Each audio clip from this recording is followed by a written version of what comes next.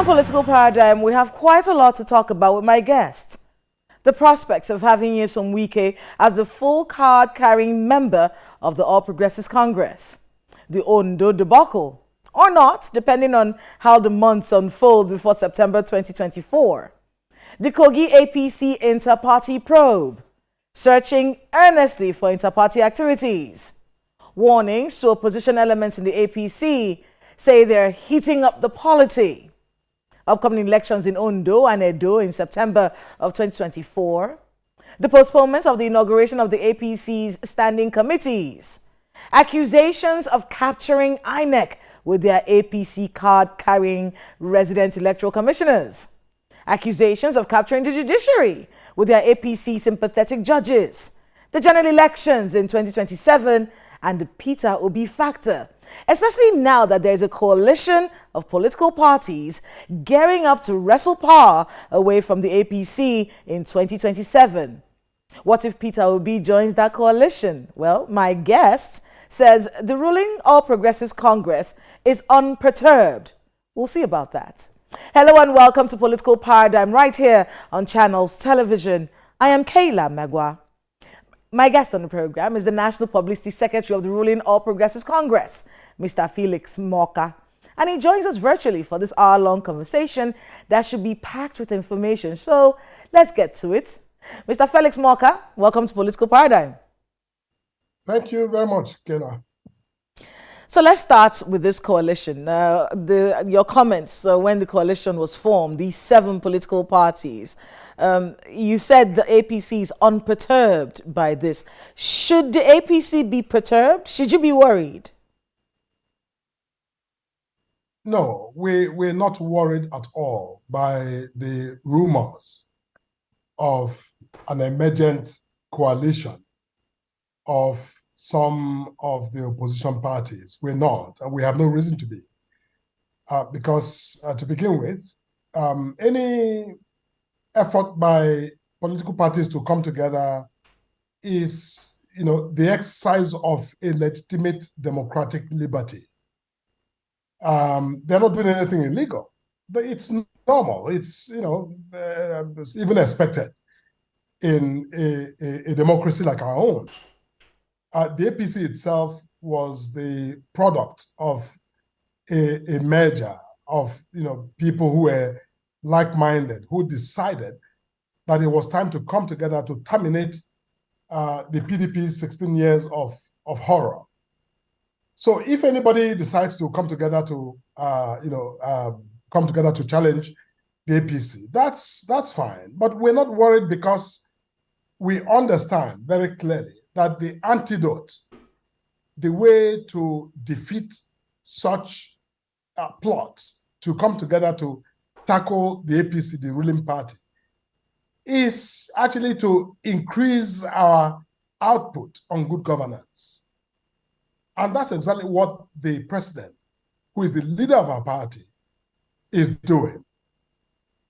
Trying with every, intention to deliver outcomes that meet the expectations of the people. Well, let's talk realistically, Mr. Morka. Let's talk about what this coalition actually means, right? Right now, we're looking at a coalition that has 7 political parties. And of course, this coalition is led by the People's Democratic Party. One party that we have not seen as part of that coalition is the Labour Party. And you do have to confess that the All Progressives Congress had a hard time with the elections. We'll talk about it in full later. But wouldn't it be a little foolhardy to believe that everything is fine? What if Peter Obi joins that coalition, knowing what the All Progressives Congress had to face in the general elections with the Peter Obi factor? A coalition would mean that they have decided that we will wrestle power away from you regardless of what you do. As a party, isn't that something that you should be worried about? Shouldn't you be probably making coalitions of your own? No, Kayla, that's not the way it works. Opposition political parties do not determine the outcomes of elections. The electorate does. The people who have voters' card and who vote, individuals, millions of them, who vote at elections, are the ones who determine the outcome, not the whims and caprices of the Peter Obis or the Atiku Abubakars. That's not the way it works. Peter Obi is just one vote. Atiku Abubakar is one vote. But the millions of the electorate are the ones who call the shots. They are the ones we actually have respect for. Okay, so let's we'll circle back here shortly, but I want to take you to Ondo State with the Ondo debacle, or not, as we've introduced it. Is the APC secure in that state with everything that's going on? Has it created, in your view, any situation where the opposition can step in and maybe take power away from the All Progressives Congress come September of next year? No. What's playing out in Ondo State is not unusual in a democracy. Governor Keredolu was elected governor of the state. But unfortunately, he's going through some health challenges, which any one of us is vulnerable to. Governor Keredolu was elected by the people of Ondo State as governor. Now, there's been a lot of intrigues and a lot of events that have occurred since he took ill. But, the matters in Ondo will be resolved, and I think are being resolved, quite apart from the president's intervention. The key actors in the state, recognize that they were all elected to serve the people of Ondo State. From the governor to the least elected official in the state, they all bear a duty to bear witness to the mandate given to them by the people. So, but I think that, with the president's intervention and the events in the last few days, I am confident that the people of Ondo State will resolve this, problem and actually, move ahead to deliver good governance to the people who elected them in the state, whether under the leadership of the governor or under any system or transfer of power to the deputy governor. The people of Ondo State, I think, will be served and served properly as they should. So you believe that what will determine, the APC's hold on power in Ondo State will be the deliverance of good governance by the party in the time that it has been there. But you see, what I asked you didn't quite answer it directly. When all of these things have happened, of course, we've been watching what's been happening in Ondo State with the governor and the deputy governor, and with everything that happened in just a few days ago. My question to you, sir, is the party's hold on power in Ondo State secure? Has it created loopholes? Are there areas where other parties can take advantage even of the situation there? And remember, you have an election coming up in September of next year. Is the hold of the APC still very strong? Are you certain about that as you go into elections in Ondo State come September of next year? Look, the people of Ondo State understand that governance is an unfinished business, and that every day brings its own challenges and opportunities. We've witnessed all of the back and forth in Ondo State, but the people understand that Governor Keredolu did not ask for e-health. He didn't wish himself e-health, and I'm certain that the people of Ondo State didn't wish him any e-health. So they understand that the circumstances we're going through in the state is due to very unforeseen, unexpected, factors. So they understand that. I think that those who want to politic can spin it the way they want, but the people of Ondo State understand. So yes, the answer to your question is yes. We don't feel at all disadvantaged in Ondo State by the events that are unfolding.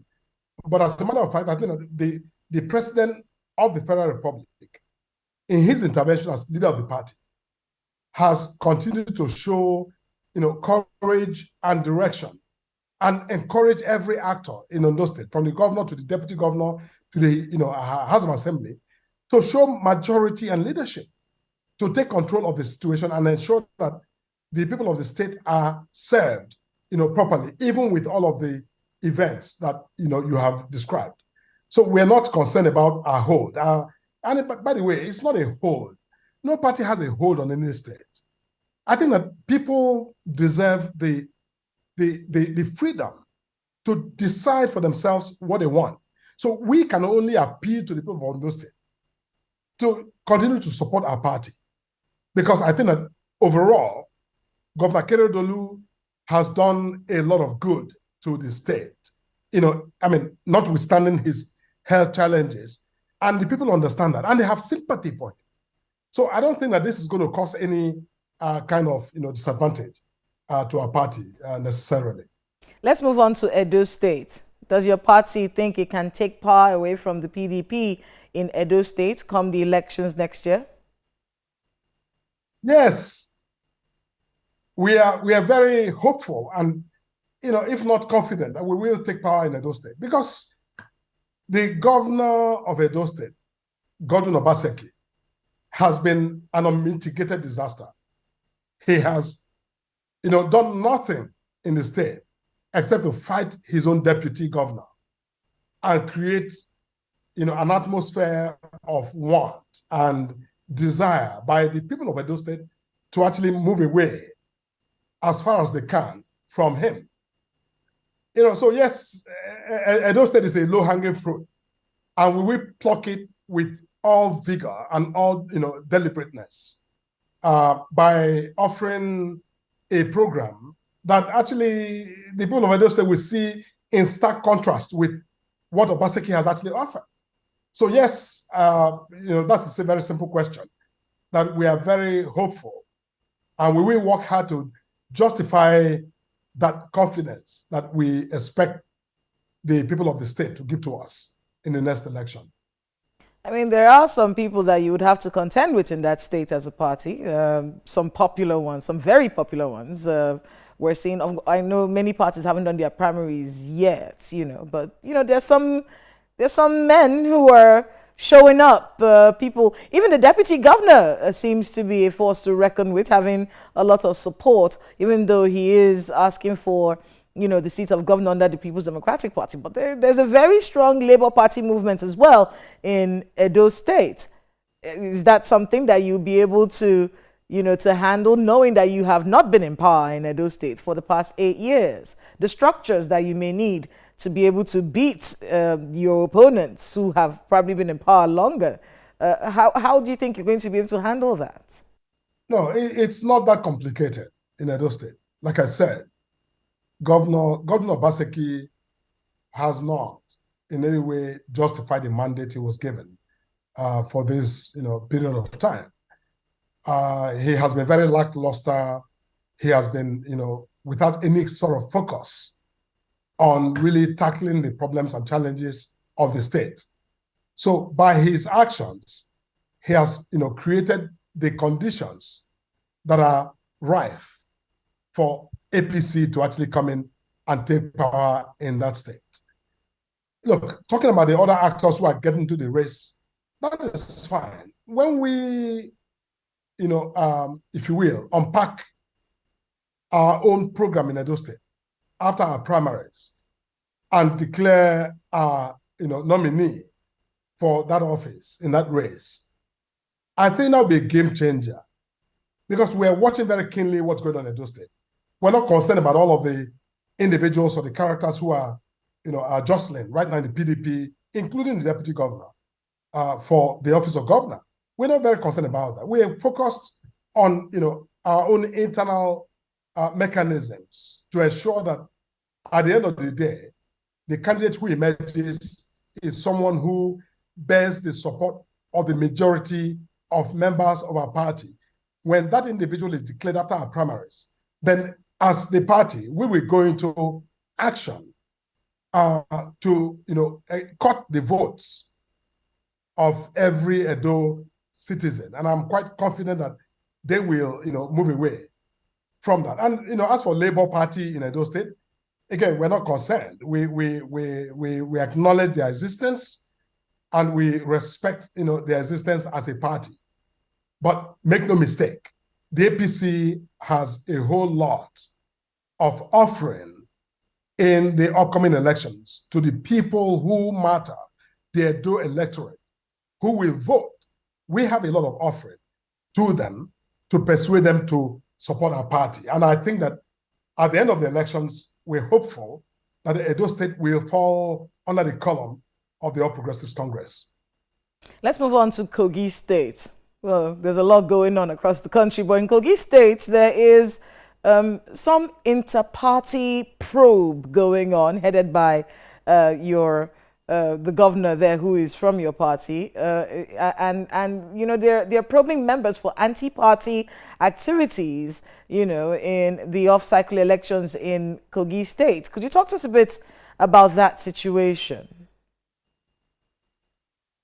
Well, we, as you know, in the off-season election, we won the Kogi State contests.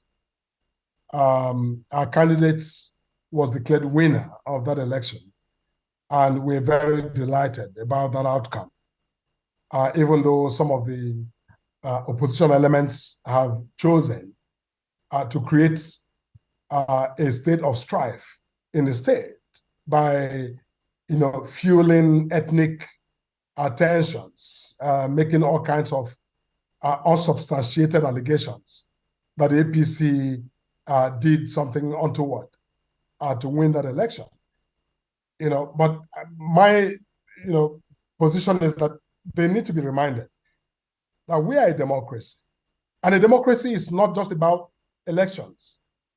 It's about the totality of all of the other fabric, all of the other aspects of the institution, including the legislature, the Independent Electoral Commission, including the whole, you know, process of voting. All of that are legitimate constructs that make up the fabric of our democracy. So if you contest an election and you don't win, or you feel aggrieved for one reason or the other, you have the right to approach the courts. The judiciary is that arm of government, you know, a legitimate democratic institution that has the duty under our constitution to mediate, to, you know, adjudicate disputes that you bring forward.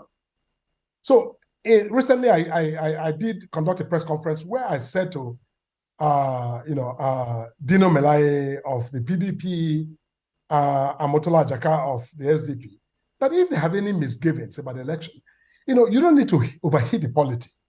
Simply go to court, because that's the way for us to ensure that we have, you know, not just consistency, but we have outcomes that are consistent with democratic expectations. You don't just go to the microphone and say anything you like and incite people to violence.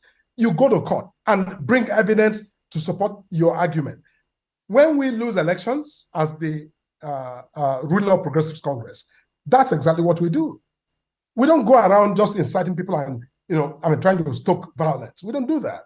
So I encourage them to do so. And we have respect for that process, which is why when they go to court, we also meet them in court to, you know, present our own side of the story. Any litigation must have, you know, all of the sides involved. You can't just go and make an allegation and expect everybody to bow. You should await their response, so you also respond, and the courts ultimately will rule as they must on the allegation you brought. That is the way democracy works, not just in Nigeria, but everywhere else, you know, in the universe. But unfortunately, some members of the opposition in Kogi seek to, you know, alter that fundamental, you know, conditions of democracy.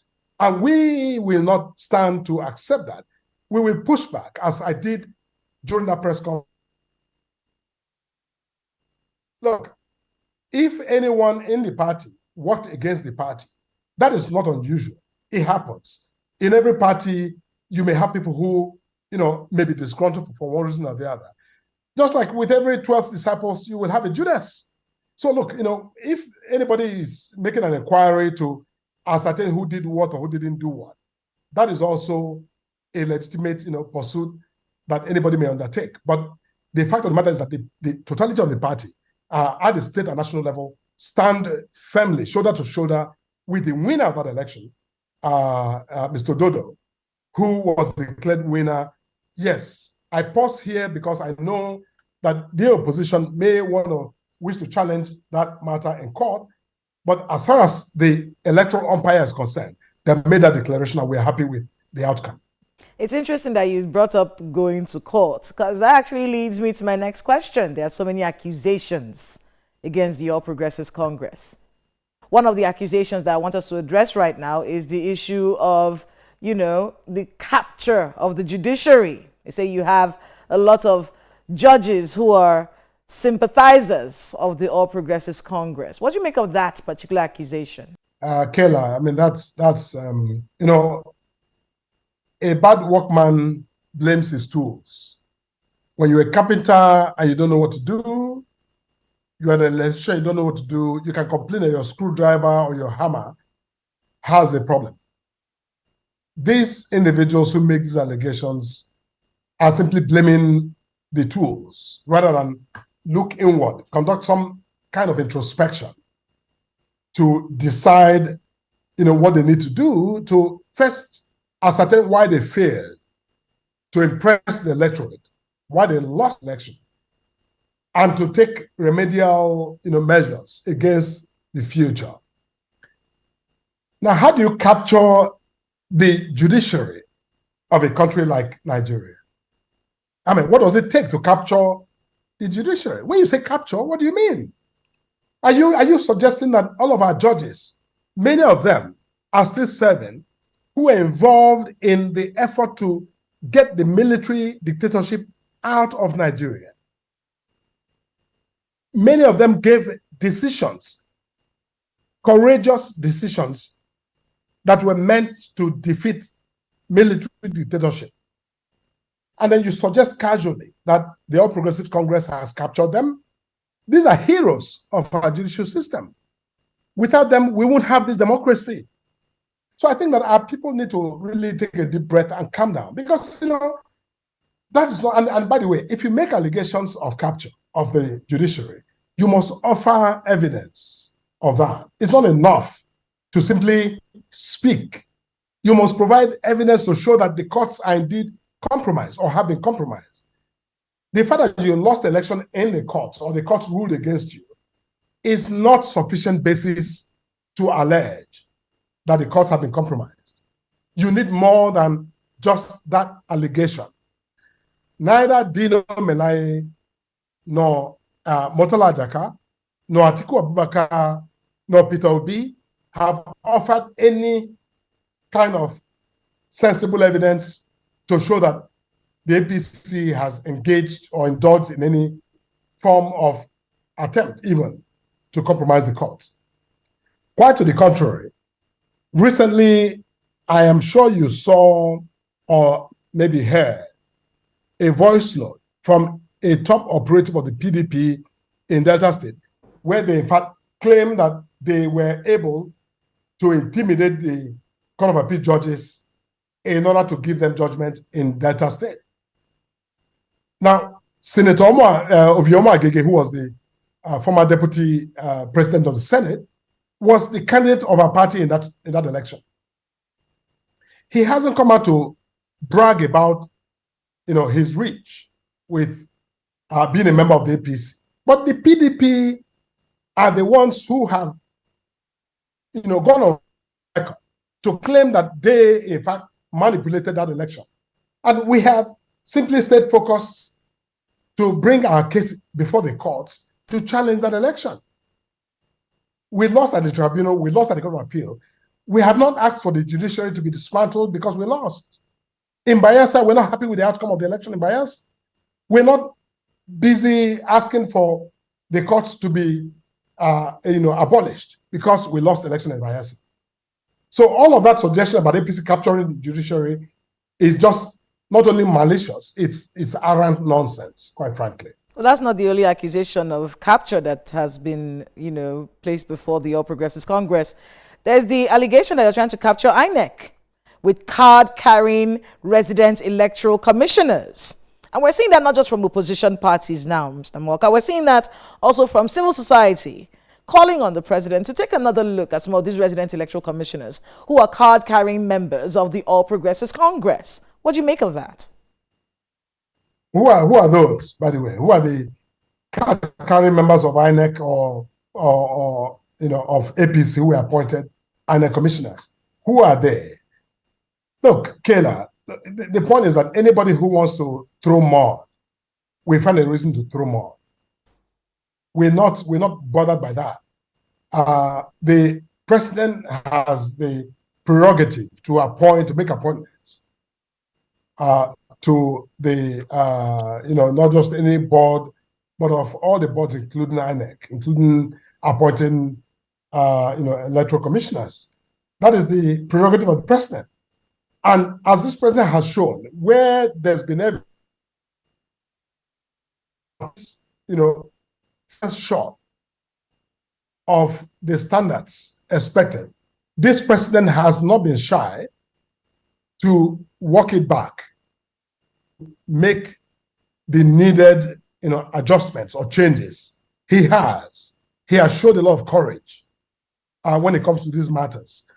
So if there is any credible should be appointed as INEC commissioner has been appointed, look, Kayla, I have no doubt that the president has the courage to make that decision to withdraw that nomination. But I don't think that he is in the business of trying to bring, partisan individuals, people who are loyal to the APC, to serve in that commission. So those who criticize this must understand that the process for appointments is very linear. People, for some reason, make nominations and the president approves. Sometimes, yes, there are blind spots where the president may not be. Take the example of the NDDC. I mean, some individual who was appointed in Ondo State to the board of the NDDC was eventually dropped when the president realized that this individual ought not to be appointed because of his, prior affiliations and other, if you will, contacts. He was not afraid to recall that nomination. So, you know what? If there's any legitimate reason why the president must recall an appointee, again, I am confident that this president has showed a lot of, spunk to be able to make that call when necessary. Let's take a trip to Rivers State now. And of course, with the defections to the All Progressives Congress, we've been seeing a lot of celebration from your party on the defection of those lawmakers to the All Progressives Congress. But there's a bigger matter, which is the fact that Mr. Nyesom Wike, people are speculating, might join the All Progressives Congress fully as a card-carrying member. Now, is that something that the All Progressives Congress will be looking forward to? And with the questions at the back of many people's minds is your party ready for the force that is Wike? Who will control Nyesom Wike if he is a member of your party? Is that something that you're all looking at? Is that something that you're looking forward to? Well, I'm glad you used the word speculation. Your question is very speculative, Kayla. And I'm not sure that I want to dwell too much on that. I'm the spokesman of the ruling All Progressives Congress, and I deal with facts, not speculations, because that's a slippery slope. You get on it, you don't know where you end. Fact of the matter is that, look, the federal minister of the Federal Capital Territory, Nyesom Wike, is a Nigerian who, like every Nigerian, like you and I, we all are endowed with a democratic liberty as citizens to choose our political affiliations or political determination for that matter. We all have that right. And so because he was a former governor and now minister, does not in any way take away his liberty to decide for himself what he wants to do with his political, democratic right.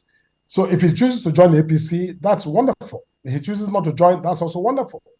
Both with the legitimate exercise of his right to, decide for himself what to do, who to associate with, whether with, the APC or with the PDP or for that matter with any other political party. So I won't go into that, conversation about, what that means in terms of, his possible joining of the APC. If and when he joins the APC officially, then talk to me again and I will have a lot to say. But for today, he hasn't, and I won't engage that question any more than I have. But surely you must have thought about it. Well, we all think about so many things, right? Kel, I'm sure you've thought about being the president of the Federal Republic of Nigeria, all the things you can do better. So you know what? Yeah, but you're still not. Maybe with some hard work, you might become, but for today, you're not. So I think that we all indulge ourselves with thoughts. Thoughts are not reality, and I work with reality as the spokesman of the party. Well, when we get to that bridge, we will surely have you here. We will cross it. To cross. Absolutely. Yes. Let's move back to party politics. The All Progressives Congress, are there reconciliation plans? Are there, there are many people who are aggrieved. And it's not just about the All Progressives Congress. Really, every party has people who are aggrieved on one level or the other. Are there reconciliation plans as you get ready for the general elections in 2027? There's a conversation going on right now, and I've been saying it almost every week on this program. Engage in the electoral process before the elections begin, so we don't all get shocked and surprised and have ourselves wondering about who we're looking at and who's this person. So as you position yourself for the 2027 general elections, are there coalitions and reconciliations that are in the works? Look, reconciliation and conflict resolution are things we take seriously at the APC, which is why I think, to the shock of many, especially the opposition, they've watched how the APC has evolved from its merger in 2013 to winning an election in 2015, and to doubling down on that victory in 2019, and to certifying that victory in 2023. They've watched that with utter consternation. But part of the toolkit we put to use here has been that realization that conflict can be negative, but conflict can also be positive. That you can simply appropriate conflict and turn it into a positive. And that's what we've done. You recall that, again, during this this year that's outgoing, the year that is winding down, the National Secretary resigned from the party. But you also saw the speed with which the party recovered in the inauguration of His Excellency Dr.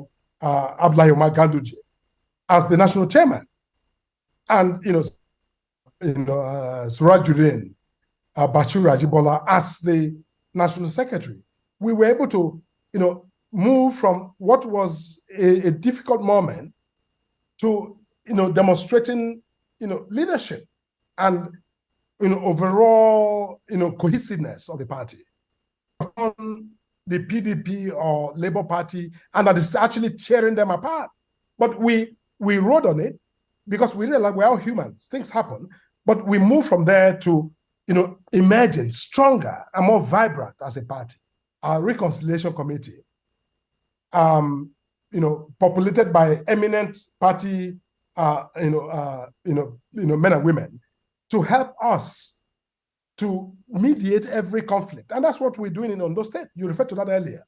In Ondo State, we're not leaving things to chances. We're on top of it, talking to all of the actors, reminding them that their personal ambitions, their personal interests, their personal opinions and egos are must be, subjected overall best interest of the party. That is something we take seriously. Speaking of your party, was this your party's big year? That is a very interesting question that many people have at the back of their minds. Was this APC's year? You won the general elections. President Tinubu became president of Nigeria. But we do have a country right now that is in crisis economically. And when I say in crisis economically, we're talking about the exponential rise in the cost of everything. These are the byproducts of a lot of the policies of the APC-led government. Is this going to help you win more of Nigerians on your side, these policies? What should a Nigerian be thinking about your party? As you're getting ready for new elections, you're probably thinking, this was a very hard time. Are things going to get better? So how do you engender the faith of the Nigerian people in what you do as a political party at a time when a lot of the hardship faced by the Nigerian people are a product of your man who's in power right now?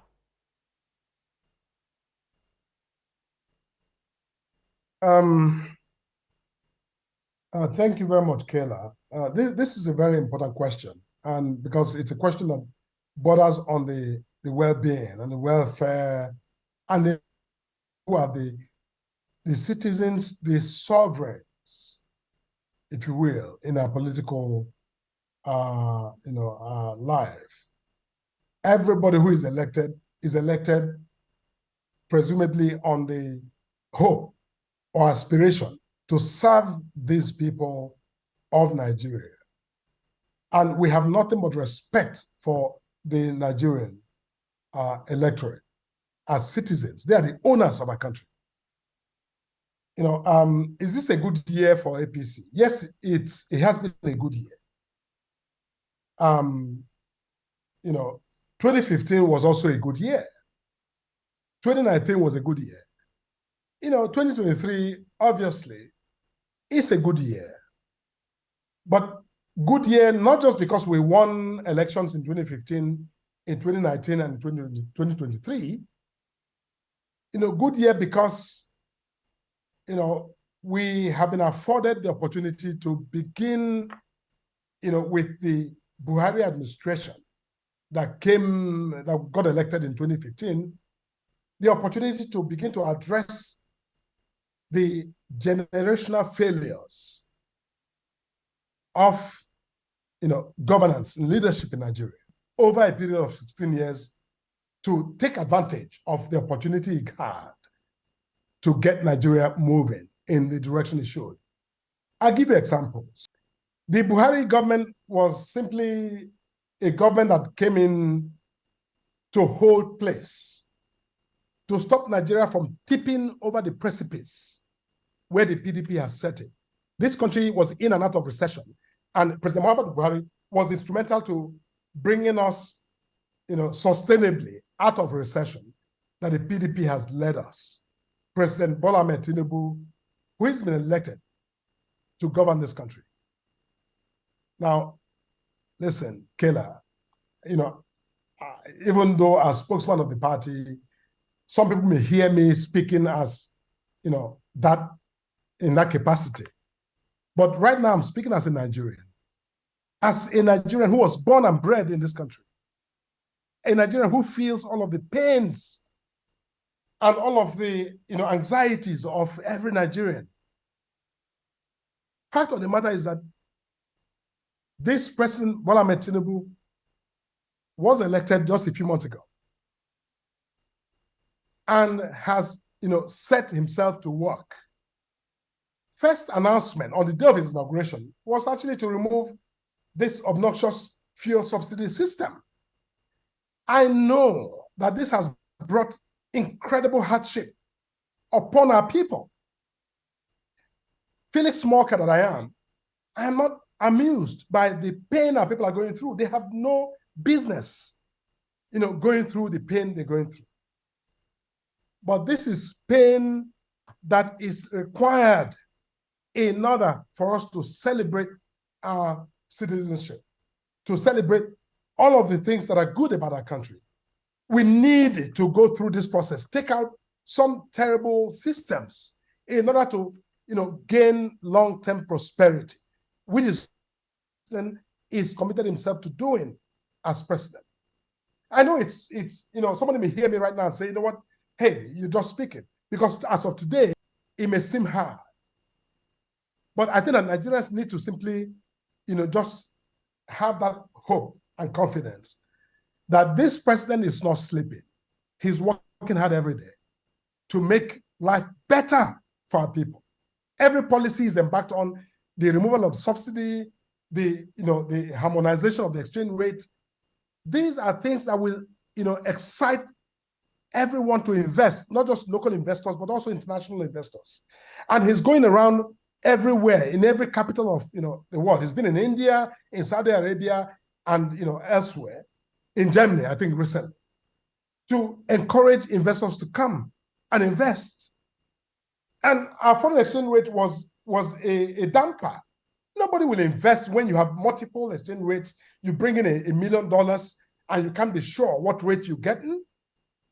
Look, I know it's hard right now, but Nigerians must, for once, have that faith that this is no longer a joke. This president realizes that Nigerians are looking up to him, and he bears an enormous responsibility to do right by Nigerians, to make life easier. And people deserve that. They deserve to be happy.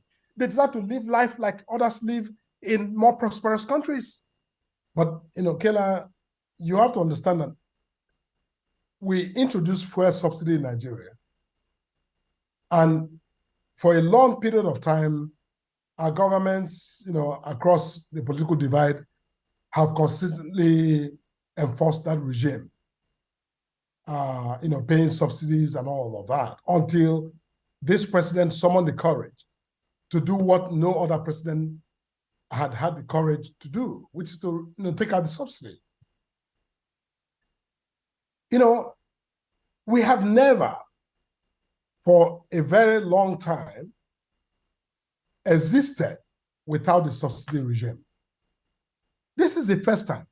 So we went into unknown territory when this president decided to take out fuel subsidy. We don't have an example of when it was removed, how it was removed, and what the consequences were, and how it was managed. We don't have that. We are in new territory. Kela, to begin with, Nigerians know that since the removal of this subsidy, the distribution of federal allocation at FARC has increased astronomically.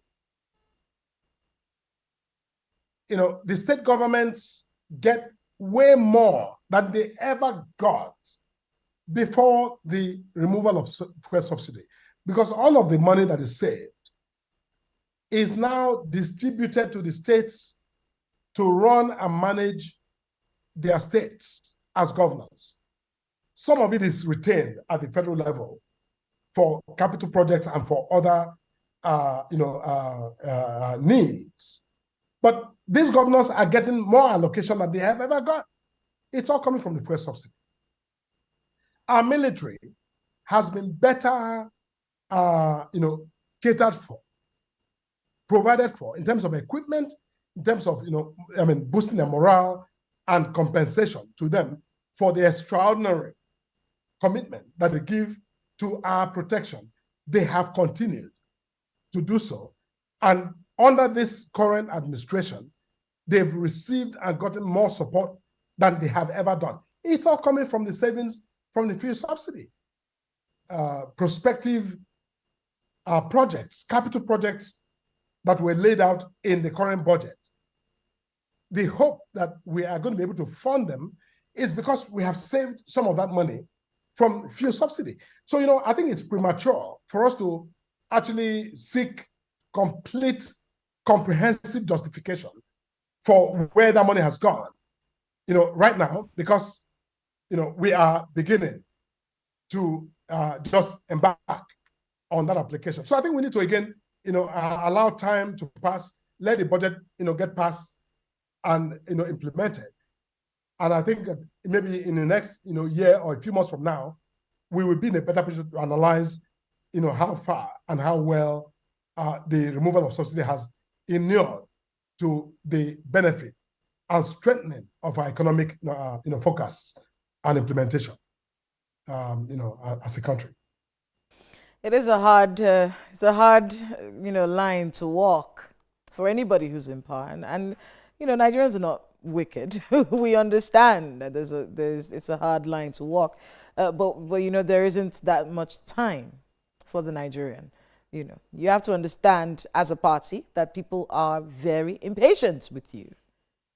and years of bad governance have put Nigerians in a position where we're looking for basic amenities at this point, which is very disappointing. It's not proper leadership if the people are begging for basic amenities, electricity, water, roads, food, So it's something that I think the APC really needs to look inwards and think about. But, while we're talking about looking inwards, were there mistakes that the APC made in the 2023 elections? Remember, you're dealing with a predominantly young population now. And, young people have seen that they can be a part of the electoral process. And we saw that with the 2023 general elections. And, you cannot deny that the APC felt the OB factor. It was glaring out there for every party, not just the APC, even the PDP. It came as a surprise to a lot of the political parties. But you see, that is the movement of young people looking for what is better for their future. Now, the APC and the People's Democratic Party have always been fashioned as the old guard. Oh, we don't need these people anymore. We want to be able to, determine governance for ourselves, a younger feel even. In the time between when you won the elections in February of this year, and as you prepare for 2027, how are you going to get young people to believe in what you're saying? Because now they have to deal, of course, with what we just talked about, the hardship right now. The Japa syndrome is expanding more than ever before. How are you going to get young people to, trust your party and be on your side come the next general elections? Good governance, Kayla. That's all there is to do. There's no magic to it. We as a party must continue to deliver good governance.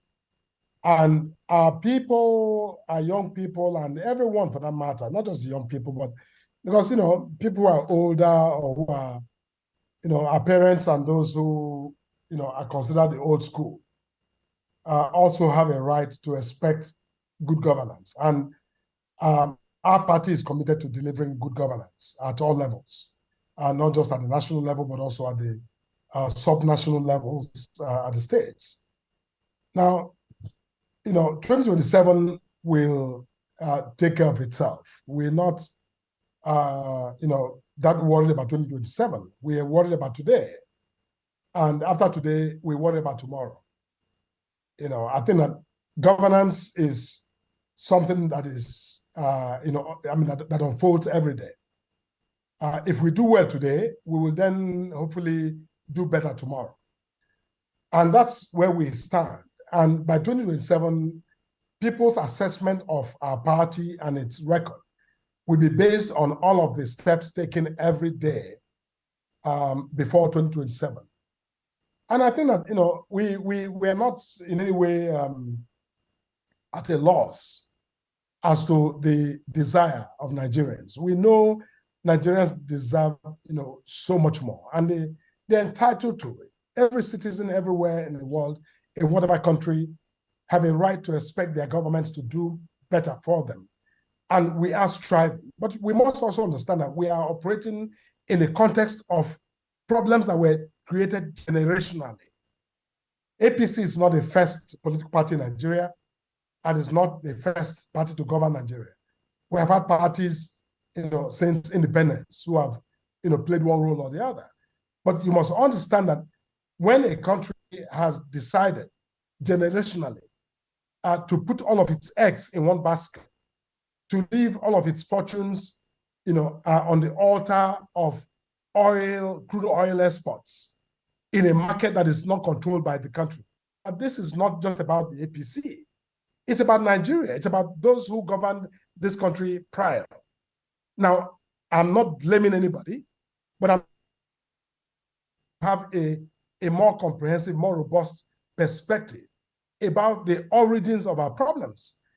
But it's a problem that can be solved in 1 year or in one electoral season. This government has showed a lot of, stamina and courage and desire to tackle these problems and not even blaming the past. which is why this president on day one, on the day of his inauguration, said, you know what, we're done with subsidy. We need to rethink the way we appropriate our resources and the way we deploy our resources. We must do better. And, everything else you see since, his inauguration has been about, really ensuring that our country does better. All of the efforts to mobilize international investors, and it's all part of the plan to get people to put their money into the country, to have confidence to invest in our economy, and hopefully, very soon begin to, have the results of this investment that will benefit our young people and all Nigerians, for that matter. I think that one day you're going to see a drastic reversal of the so-called Japa, movement, where people are beginning to rush back from outside the country to come back to Nigeria, because apart from the dignity they enjoy as Nigerians, they will also find that, economically speaking, those who stay eventually will be better off than those who have left. Sounds like a plan. That is the plan. It is a plan indeed. Thank you. Well, before we let you go, I wanted you to talk to us a bit about some of the changes that should have been made. Are there any regrets? Are there any, because I know a lot of post-mortems have happened since the 2023 elections, even after the off-cycle elections. Are there particular areas that the ruling All Progressives Congress will be looking at in the nearest future to improve upon and engender the hope of the Nigerian people in what the party does? Kayla, that's again an ongoing conversation. Every day we do analysis, do our monitoring and evaluation, and we're very hard on ourselves. We understand that our justification for our existence as a party is to uplift the living conditions and the welfare and the well-being of Nigerians. So we're very conscious of that. And when we are engaged in any situation where people are not satisfied, we of course we tell ourselves the truth. But the fact of the matter is that the opposition themselves are lost in translation. They're not even, I don't think they understand who they are. They don't even understand their own identity. They don't recognize themselves as the political actors that they should be. But because every time they speak, it's all about just condemning. Now, take the fuel subsidy removal. Both Peter Obi and Atiku Abubakar also campaigned that they will remove, fuel subsidy. But because they didn't get elected, and Asiwaju Bola Ahmed Tinubu, the president of the Federal Republic, got elected, and went ahead to remove, fuel subsidy, the same Peter Obi and Atiku Abubakar immediately went to town to castigate the president and to, suggest that he did something terrible. Whereas they also had campaigned on the same, promise to remove fuel subsidy, because universally, I think we all agree that this is something that should go away. But, look, so if the question is to suggest that was, we do not regret. As a matter of fact, I think that we double down on that removal, because ultimately this is going to serve the very best interest, our own strategic best interest. So you support this. What areas do you think that the party should look into? What areas should be fixed then? Because there's no perfect situation, Mr. Morka. No, Kayla, no, and I haven't suggested that APC is perfect. I haven't said so, and I won't say so. If you want to draw my attention to areas you think we need to improve, that is fine. Look, I think as a party, we every day, what I would say is that we are very deliberate, we are very intentional about our, internal evaluation, not just of our electoral, endeavors, but also of policy commitments and implementation by our government. And where we think we're getting it wrong, we are very open and very forceful. Our national chairman, on behalf of the National Working Committee, has good access to the president. And we are very eloquent when we think that things need to be done differently or to be tweaked or modified. So without even pointing to any particular area, I think that you should make no mistake that we are very conscious and also very self-critical in the way we treat our performance. And we are willing and open to any ideas from any quarters, the opposition, when they decide to become constructive. We are willing to listen and to incorporate or adopt any positions that we think make a lot of sense in the interest of our country. I think that ultimately that's what we do as a party, and that's what we're required to do, for the people of Nigeria, that we appreciate and applaud very dearly for their resilience and their patience, under the circumstances that we have, experienced in the last years, and hopefully in the short term. Yeah. Well, that's where we wrap it up, and that's a very open invitation, really. And you will get those suggestions. I can assure you, they shall flood you with those suggestions. But I want to thank you so much. Don't worry, we're waiting. Thank you so much, Mr. Felix Morka, for being with us on Political Paradigm, and good luck with all the work you have ahead of you. Thank you so much, Kayla. Thank you for having me. We have been speaking with Mr. Felix Morka, the National Publicity Secretary of the People's Democratic Party. Please be with us on social media. Join the conversation, channelstv.com. Leave your comments, and we would love to hear from you. I am Kayla Magwa. See you next time.